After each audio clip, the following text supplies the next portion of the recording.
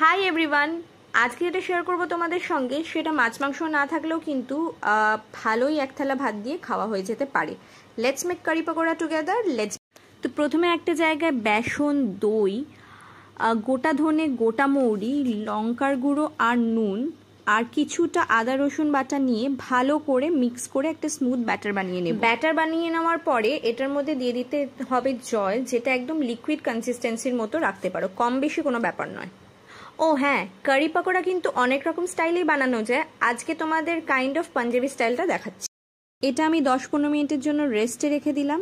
তারপরে পকোড়া বানানোর জন্য পেঁয়াজ কুচি, লঙ্কা কুচি, নুন, কিছুটা লঙ্কার গুঁড়ো, তুমি যদি প্রেফার করো ঝাল, আর দিয়েছিলাম একটু চাট মশলা। ভালোভাবে মিক্স করে যেরকম আমরা পেঁয়াজি বানাই ঠিক সেই কনসিস্টেন্সির মতো মেখে নিতে হবে।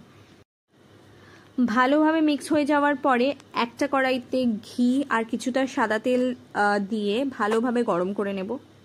ফোড়নে দেব কিছুটা জিরে, শুকনো লঙ্কা অ্যান্ড হিং। সব মশলা মিক্স হয়ে যখন সুন্দর মশলা স্মেলটা বেরোবে তখন দিয়ে দেব কিছু কুচনো পেঁয়াজ। তোমরা চাইলে সেটা অ্যাভয়েডও করতে পারো, বাট আমার ভালো লাগে বলে আমি দিয়েছিলাম। অ্যান্ড কিছুটা ট্রান্সলুসেন্ট হওয়া অবধি ভেজে নেব। আমার এখানে পেঁয়াজটা একটু বেশি ভাজা ভাজা হয়ে গেছিলো, তোমরা চাইলে একটু কম ভাজলেও কোনো অসুবিধা নেই। পেঁয়াজটা ভাজা হয়ে যাওয়ার পরে দিয়ে দেব নুন, চিনি স্বাদ মতো আর লঙ্কার গুঁড়ো, যদি ঝাল খেতে বেশি পছন্দ করো তোমার অনুযায়ী। সব মশলা একসাথে মিক্স হয়ে যাওয়ার পরে দিয়ে দেব বেসন আর দইয়ের ব্যাটারটা যেটা বানিয়েছিলাম। তো সেখানে কম বেশি লিকুইড হলে কোনো অসুবিধা নেই, কারণ এটা এখন ভালোভাবে ফুটতে দেব।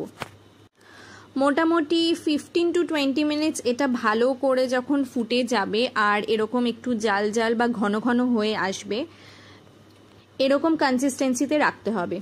আরেকটা কড়াইতে তেল গরম করে পকোড়াগুলো ভেজে নিলাম। বেসিক্যালি পেঁয়াজ পকোড়া যেরকম আমরা পেঁয়াজি ভাজি সেরকমই। পেঁয়াজিগুলো পকোড়াগুলো ভাজা হয়ে গেলে আমরা যে গ্রেভিটা বানিয়েছিলাম, মানে যে কারিটা বানিয়েছিলাম, সেটার মধ্যে দিয়ে দেব পেঁয়াজ পকোড়াগুলো অ্যান্ড ভালো করে সেটাকে গ্রেভির সাথে মিক্স হতে দেব। 90% প্রিপারেশন তোমার ডান ডিশ। এরপরে জাস্ট আমরা তড়কাটা দেব। তো তার জন্য ঘি গরম করব একটা জায়গায়, তার মধ্যে দিয়ে দেব জিরে, লঙ্কার গুঁড়ো আর হিং, আর ভালো করে যখন সেটা একটু গরম হয়ে যাবে এই গ্রেভিটার সঙ্গে সেটা মিক্স করে দেব। And last but not the least, ধনে পাতা দিতে পারো ভালো ফ্লেভার আর টেস্টের জন্য, যেটা আমি দিয়েছিলাম। অ্যান্ড খেতে খুবই দারুণ হয়েছিল। তোমরা সবাই ডিশটা ট্রাই করো অ্যান্ড জানিও কেমন লেগেছে। আর এটা হ্যাঁ, রাইসের সঙ্গে কিন্তু দুর্দান্ত লাগছিল, সেটাই ভালো লেগেছে খেতে।